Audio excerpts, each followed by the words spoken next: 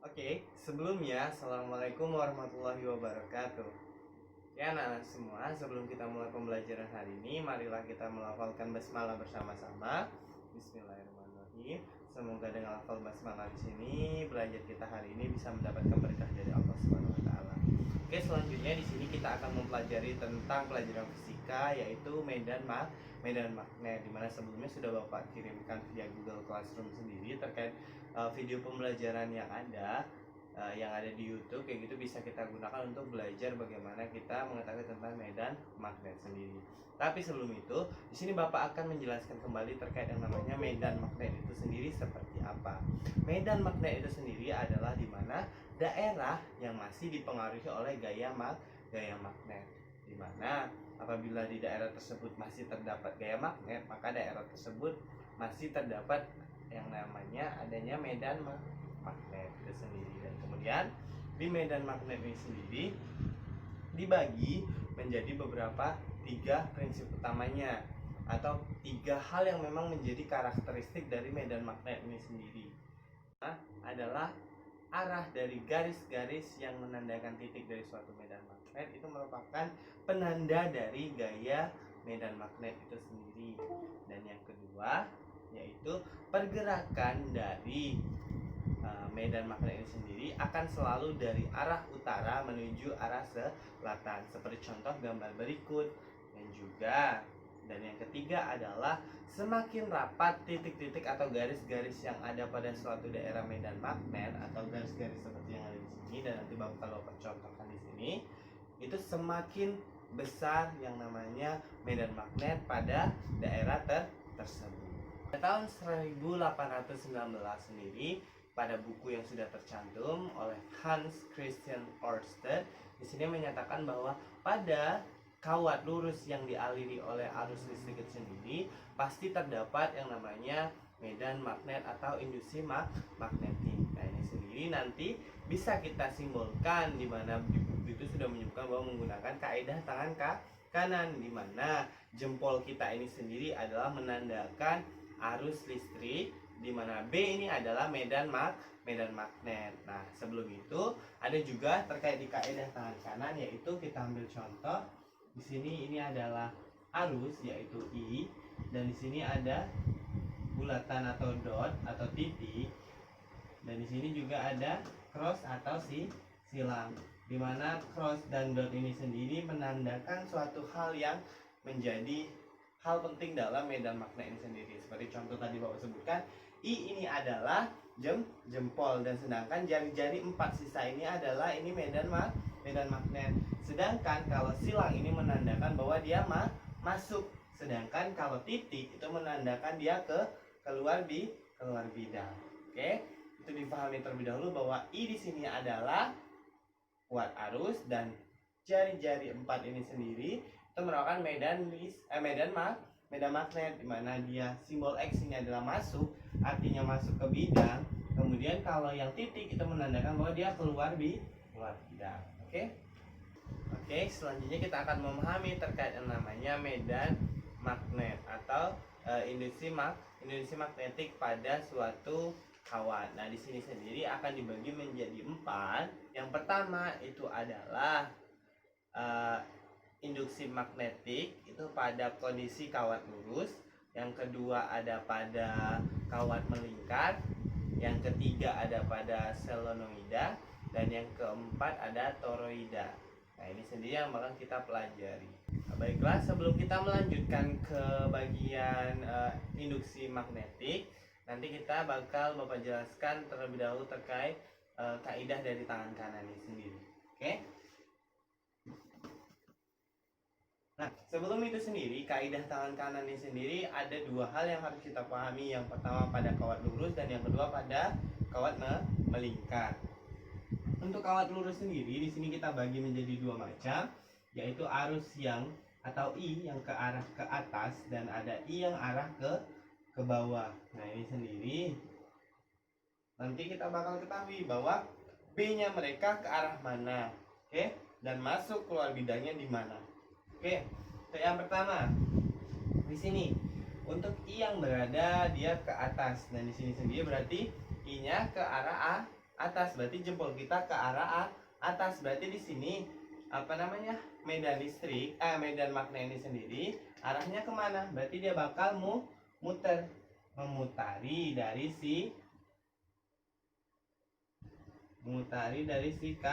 kawat sendiri.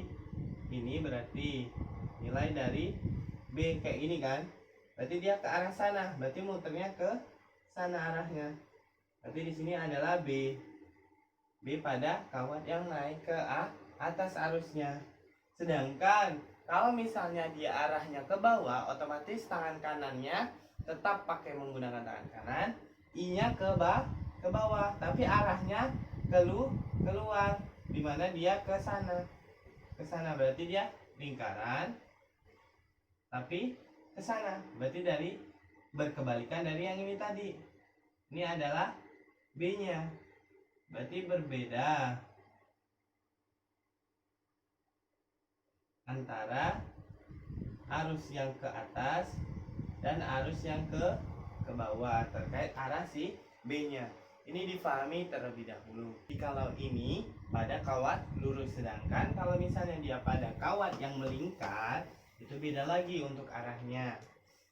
Berarti di sini yang melingkar itu adalah kawatnya atau arusnya sendiri. Berarti di sini misalnya ada I. Kemudian I-nya ke sini, berarti B-nya kemana? Kita tetap menggunakan kaidah tangan kanan. Berarti kalau dia gini, berarti kan ini kebalikan dari yang sebelumnya. Ketika dia I-nya jempol, sedangkan 4 ini adalah medan magnet atau B. Tapi kalau di kawat melingkar, dia dibalik. Kawat yang di sini jari-jari ini adalah I-nya, sedangkan yang di sini adalah B-nya. Paham? Nanti baru di sini. Berarti ini adalah I, sedangkan yang gerak turun ke bawah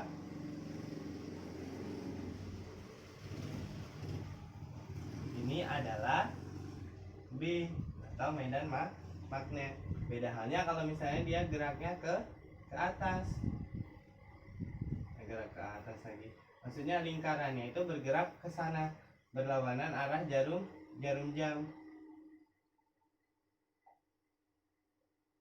Nah, ini I, berarti B-nya yang di atas. Nah, sampai sini dipahami dulu terkait bagaimana dia I-nya mana, B-nya mana ketika dia menggunakan kaidah tangan pada kawat lurus maupun pada kawat melingkar. Oke, baiklah, untuk sekarang kita bakal mempelajari terkait yang namanya induksi magnetik pada kawat lurus terlebih dahulu. Nah, untuk induksi pada kawat lurus sendiri, kita bisa menggunakan persamaan sebagai berikut. Ambil contoh nih, ini ada kawat lurus dengan I sebagai berikut. Dan juga ada titik di sini. Titik misalnya titik A. Otomatis di sini ada jarak antara titik A ke kawat lurus. Nah, untuk di sini sendiri penggunaan rumusnya adalah B itu sama dengan apa? Mu 0 atau ini dikalikan I atau kuat arus dibagikan 2pi kalikan R atau 2pi dikalikan A, di mana A ini sendiri adalah jarak antara titik dengan si kawat. Ini adalah A, di mana B ini adalah medan magnet dengan satuan Tesla. Sedangkan mu 0 ini adalah konstanta, di mana konstanta yang sendiri nilainya adalah 4pi kali 10 pangkat min 7 Wb per A dikalikan M. Paham? Dan di mana I-nya adalah kuat arus. Kuat arus dengan satuan ampere. dan 2pi ini adalah ketetapan, dan A ini adalah jarak. Jarak apa? Jarak antara titik dengan si kawat lurus dengan satuan meter. Nah, ini sendiri dipahami dulu bahwa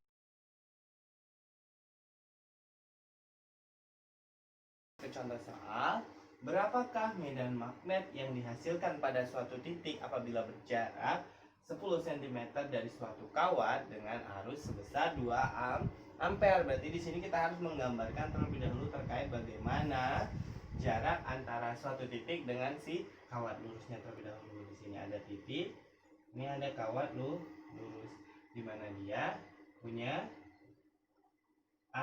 arus yaitu I sebesar 2 ampere dengan jarak dari titik menuju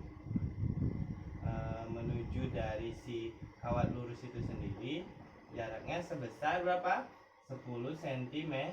Nah, di sini kita bisa menggunakan rumus yang sebelumnya atau persamaan sebelumnya, yaitu B itu sama dengan mu 0 kalikan I dibagi 2pi kalikan A. Nah, di sini mu 0-nya ada dah? Karena ada, dia yaitu berupa konstanta.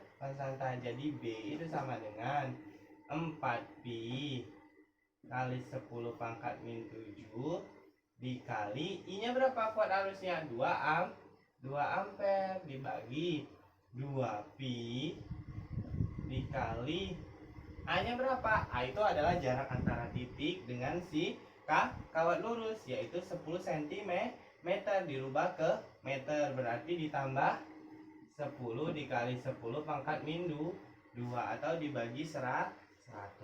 Jadi B itu sama dengan 4 dikali 2 sama dengan 8pi kali 10 pangkat min 7 dibagi 2 kali 10 yaitu 20pi kali 10 pangkat min 2.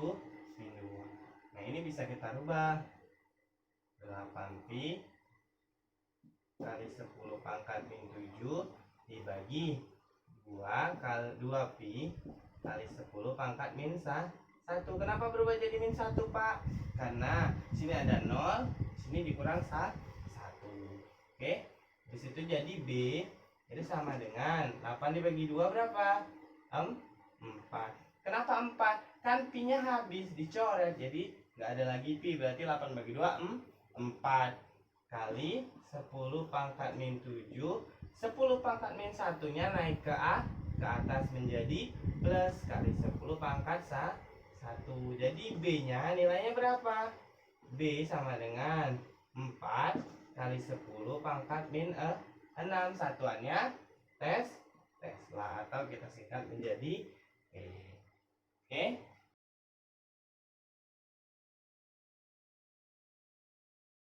Untuk selanjutnya ada soal, dua buah kawat lurus memiliki arus 2 ampere dan 6 ampere. Jarak kedua kawat tersebut adalah 8 cm. Berapakah medan magnet pada titik tengah kedua kawat? Berarti di sini kita harus menggambar terlebih dahulu terkait kawatnya. Berarti ada 2 kawat. Nah, di sini dicatat bahwa di sini berdasarkan video yang Bapak kirimkan sebelumnya, di sini kita anggap yaitu arusnya searah. Artinya ke atas semua. Kita anggap ya berdasarkan video yang memang Bapak kirimkan kepada anak-anak. Jadi di sini kita anggap I-nya ke atas semua. Di 1 misalnya. Ini ada I2. Nah, di sini ditanya ya, berapakah medan magnet pada titik tengah kedua muatan tersebut? Berarti di tengah sini, di mana jarak antara kedua kawat ini sendiri yaitu 8 cm. Berarti kalau dibagi 2, kesininya 4 cm, kesininya juga 4 cm. Nah, di sini kita sebelum kita menentukan ini, kita harus tahu dulu dia masuk ke dalam bidang atau keluar bidang. Ini I-nya ke atas, berarti jempolnya ke atas. Berarti di sini gini. tetap masuk ke dalam. Berarti masuk ke dalam bidang disimbolkan dengan simbol silang. Berarti sebelah sini dia disimbolkan dengan silang. Sedangkan kalau yang sebelah sini kemudian ke sini, medan magnetnya berarti ke arah mana? Keluar bidang dengan disimbolkan dengan titik. Jadi sini kita simbolkan dengan titik. Berarti kedua ini berlawanan. Berarti nanti hasilnya B total itu sama dengan B yang 2 ini nanti bakal dikurangi B yang 1. Nah ini menandakan nanti bahwa hasilnya bakal seperti apa. Tapi sebelum itu kita cari dulu B2 dan B1.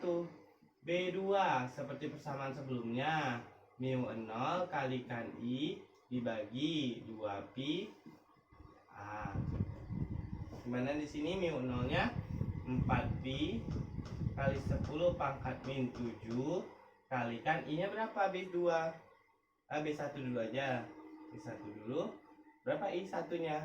2 ampere. 2 dibagi 2pi kalikan A-nya berapa? 4 cm dikali 10 pangkat min 2 karena dirubah ke meter. Berarti ini coret dengan ini 2 dengan 2 coret ke bawah 4 habis. Berarti tinggal B1 sama dengan 1 kali 10 pangkat min 7. Ini naik ke atas jadi 10 min 2. Berarti 1 kali 10 pangkat min 5 Tesla. Ini yang B1. Baru kita mencari B2. B2-nya adalah B2 sama rumusnya mu 0 kalikan I2. Kalau ini tadi I1 dibagi 2pi A1 dan di sini A2. Ini sama 4pi kali 10 pangkat min 7 dikali I2-nya berapa? 6 ampere dibagi 2pi dikalikan R-nya berapa? Sama yaitu 4 kali 10 pangkat min 2. 4-nya dicoret bisa, berarti pi-nya sisa, pi-nya bisa coret di bawah, 2-nya bisa coret dengan 3. Jadi jawabannya B2 sama dengan 3 kali 10 pangkat min 7 kali 10 pangkat min plus 2. Jadi jawabannya 3 kali 10 pangkat min 5 Tesla. Ini yang B2. Nah, di sini B total sama dengan yang besar dikurangi yang kecil. Berarti di sini B2 dikurangi B1 sama dengan 3 kali 10 pangkat min 5 dikurangi 1 kali 10 pangkat min 5. Berarti jawabannya B total itu sama dengan berapa? 3 kurang 1 2 kali 10 pangkat min 5 Tesla. Nah, untuk anak-anak semua, dari hasil pengerjaan sebelumnya anak-anak semua, kebanyakan nampaknya Bapak diketahui bahwa kalian kebanyakan bekerja sama dengan cara mengirimkan jawaban teman ke yang lainnya. Karena ketahuan bahwa di sini jawabannya hampir sama dan salahnya pun bertambah sama, dan itu bisa kelihatan banget. Karena di sini pi dengan pi kalau kita coret habis, tapi ada beberapa teman dia nggak konsisten antara yang atas habis, yang bawahnya nggak habis. Harusnya antara yang atas dan bawah itu habis. Itu saja dari Bapak. Bapak mohon maaf kalau misalnya ada salah kata atau perbuatan Bapak kurang berkenan. Apabila ada yang ingin ditanyakan, silakan tanyakan ke Bapak. Apabila ingin menyampaikan sesuatu atau mengkritik atau memberikan saran, monggo disilahkan. Pak akhiri, mohon maaf kalau ada salah kata atau perbuatan Bapak kurang berkenan. Bapak akhiri, wabillahi taufiq wal hidayah. Wassalamualaikum warahmatullahi wabarakatuh.